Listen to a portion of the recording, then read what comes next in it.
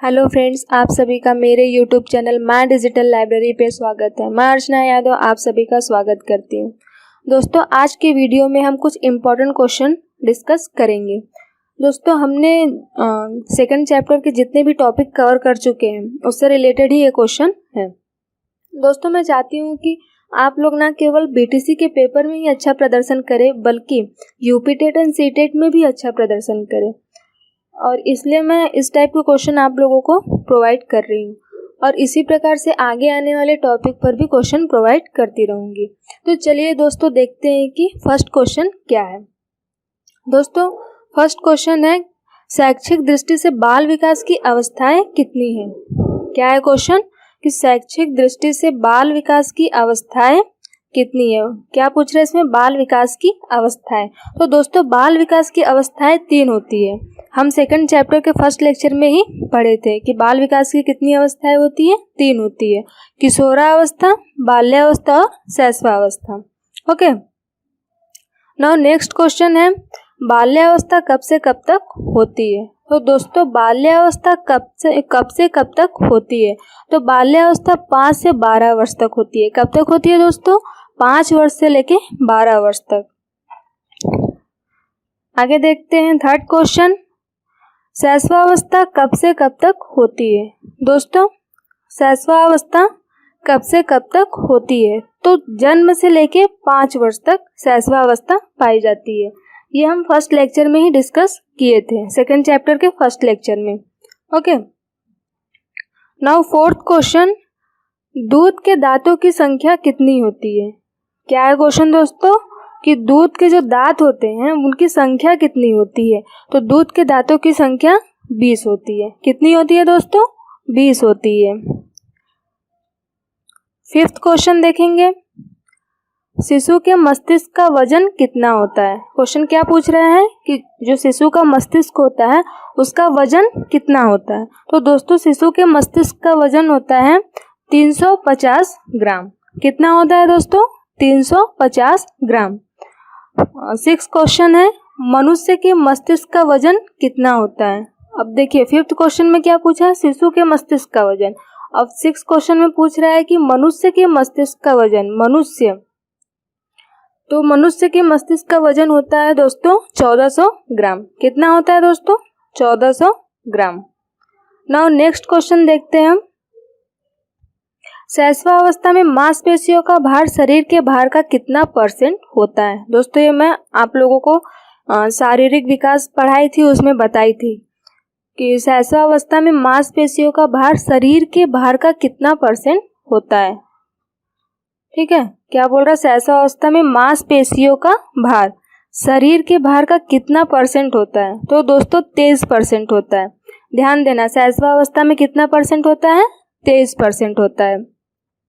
Now next question, बाल्यावस्था में मांसपेशियों का भार शरीर के भार का कितना % होता है? अब हम देखेंगे कि बाल्यावस्था में जो मांसपेशियां होती है उसका जो वजन होता है वो कितना % होता है शरीर के भार का? तो दोस्तों 27% होता है।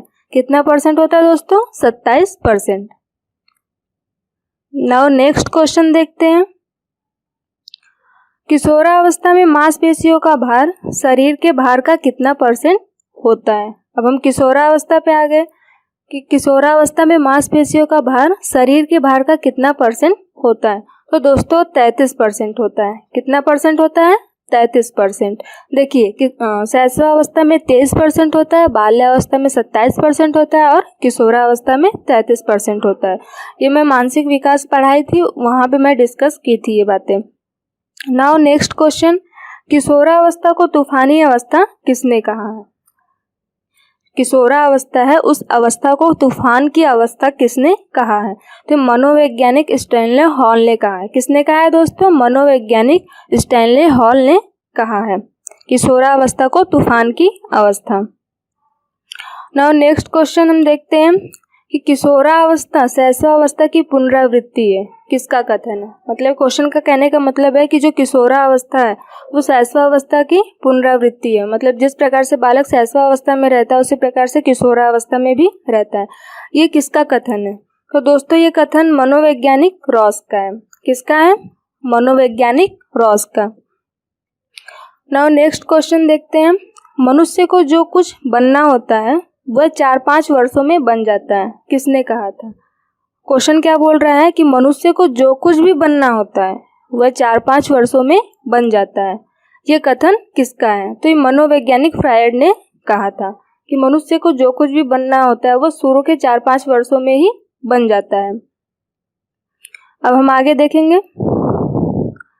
जीवन के प्रथम 2 वर्षों में बालक अपने भावी जीवन का शिलान्यास करता है, ये किसने कहा है? जीवन के जो प्रथम 2 वर्ष होते हैं उसमें क्या करता है? बालक अपने भावी जीवन का मतलब आगे आने वाले जीवन का शिलान्यास करता है। ये कथन किसका है? ये किसने कहा है? मनोवैज्ञानिक स्टैंग ने कहा है। ओके, ये देखिए। नाउ नेक्स्ट क्वेश्चन, किस अवस्था को मानव जीवन का स्वर्णिम समय कहा गया है? क्या कहा गया है? स्वर्णिम समय। दोस्तों क्वेश्चन क्या है कि किस अवस्था को मानव जीवन का स्वर्णिम समय कहा गया है? तो दोस्तों बाल्यावस्था को मानव जीवन का स्वर्णिम समय कहा गया है। किसको कहा गया है? बाल्यावस्था को। नाउ हम देखते हैं आगे। बाल्यावस्था जीवन का अनोखा काल है, किसने कहा है? क्या है क्वेश्चन? बाल्यावस्था जो है वो जीवन का अनोखा काल है, ये किसने कहा है? तो दोस्तों जो बाल्यावस्था होता है वो जीवन का अनोखा काल है, ये किसका कथन है? तो ये कथन किसका? मनोवैज्ञानिक कोल एंड बुश का। किसने कहा है ये? मनोवैज्ञानिक कोल एंड बुश, मतलब एक मनोवैज्ञानिक कोल है और एक बुश है, ये दोनों ने मिलके कहा है कि बाल्यावस्था जो है जीवन का अनोखा काल है। ओके, नेक्स्ट क्वेश्चन है, सीखने का अनोखा काल कौन सा है? अब क्या आ गया क्वेश्चन कि सीखने का अनोखा काल कौन सा है? तो शैशवावस्था। शैशवावस्था में बच्चे बहुत ज़्यादा सीखते हैं, इसलिए शैशवावस्था को सीखने का अनोखा काल कहा गया है। नेक्स्ट क्वेश्चन है, गिरोह की अवस्था। गिरोह मतलब गैंग होता है दोस्तों, ये मैं डिस्कस की थी, आपको फर्स्ट लेक्चर में ही बताई थी कि बाल्यावस्था को गिरोह की अवस्था कहा जाता है। तो दोस्तों क्वेश्चन क्या है? गिरोह की अवस्था किसे कहा जाता है? तो गिरोह की अवस्था बाल्यावस्था को कहा जाता है। किसको कहा जाता है दोस्तों? बाल्यावस्था को। ओके, नाउ नेक्स्ट क्वेश्चन, शैशवावस्था सीखने का आदर्श काल है, किसका कथन है? शैशवावस्था क्या है? सीखने का आदर्श काल। तो ये मनोवैज्ञानिक वेलेंटाइन ने कहा है। किसने कहा है दोस्तों? वेलेंटाइन ने। मनोवैज्ञानिक फ्रायड ने स्वप्रेम की भावना नर्सिज्म किस अवस्था को कहा है? देखिए इस क्वेश्चन में देखिए कि जो मनोवैज्ञानिक फ्रायड हैं उन्होंने स्वप्रेम की भावना, उसी को क्या कहा जाता है? नार्सिज्म, किस अवस्था को कहा है? तो उन्होंने शैशवावस्था को कहा है। कौन सी अवस्था को कहा है दोस्तों? शैशवावस्था को। और किस मतलब किस फ्रायड ने वो जो स्वप्रेम की भावना यानी नार्सिज्म क्यों कहा है? क्योंकि जो शैशवावस्था में बच्चे होते हैं उनके अंदर स्वप्रेम की भावना बहुत ज़्यादा होती है। जैसे हम एग्जाम्पल के तौर पे देख ले तो बच्चे अपना खिलौना किसी दूसरे बच्चे को देना पसंद नहीं करते, वह अपना खिलौना अपने पास ही रखना चाहते हैं और उससे खेलना चाहते हैं। इसलिए कहा गया है कि बच्चों में जो शैशवावस्था में बच्चे होते हैं उनमें स्वप्रेम की भावना बहुत ज़्यादा होती है, और ये किसने कहा है? मनोवैज्ञानिक फ्रायड ने कहा है। ओके, नाउ नेक्स्ट क्वेश्चन देखेंगे, वाटसन के अनुसार मूल संवेग कौन कौन से हैं? दोस्तों मैंने लास्ट वीडियो में ही बताई थी कि वाटसन के अनुसार मूल संवेग कौन कौन से हैं। तो वाटसन के अनुसार भय, क्रोध और प्रेम कौन कौन से हैं? भय, क्रोध, प्रेम मूल संवेग पाए जाते हैं बालकों में। नाउ नेक्स्ट क्वेश्चन, 3 से 6 वर्ष की अवस्था में बालक अर्ध स्वप्न की अवस्था में रहता है। क्या है क्वेश्चन दोस्तों? 3 से 6 वर्ष की अवस्था में बालक अर्ध स्वप्न की अवस्था में रहता है, ये किसने कहा या फिर किसका कथन है? तो मनोवैज्ञानिक थॉर्नडाइक का कथन है। किसका कथन है दोस्तों? मनोवैज्ञानिक थॉर्नडाइक का कथन है। अब हम आगे देखेंगे, सामवेगिक विकास किस अवस्था में सबसे ज्यादा होता है? क्या है दोस्तों क्वेश्चन? जो सामवेगिक विकास है वो किस अवस्था में सबसे ज्यादा पाया जाता है? तो शैशवावस्था में सबसे ज्यादा पाया जाता है। कौन सी अवस्था में सबसे ज्यादा पाया जाता है? शैशवावस्था में। क्या है दोस्तों, सामवेगिक विकास जो है वो शैशवावस्था में सबसे ज़्यादा पाया जाता है। नाउ नेक्स्ट क्वेश्चन, किस अवस्था में शारीरिक व मानसिक विकास दोनों तीव्र गति से होते हैं? क्या यहाँ पे शारीरिक और मानसिक दोनों प्रकार के विकास किस अवस्था में सबसे ज़्यादा और तीव्र गति से होता है? तो शैशवावस्था में। कौन सी अवस्था में दोस्तों? शैशवावस्था में। ओके, नाउ नेक्स्ट क्वेश्चन, बालक के हाथ, पैर और नेत्र उसके प्रारंभिक शिक्षक होते हैं, ये कथन किसका है? क्या बोल रहे हैं कि जो बालक होता है उसके हाथ और पैर और नेत्र उसके प्रारंभिक शिक्षक होते हैं, ऐसा किस मनोवैज्ञानिक ने बोला है? तो मनोवैज्ञानिक रूसो का कथन है ये। किसका कथन है दोस्तों? मनोवैज्ञानिक रूसो का।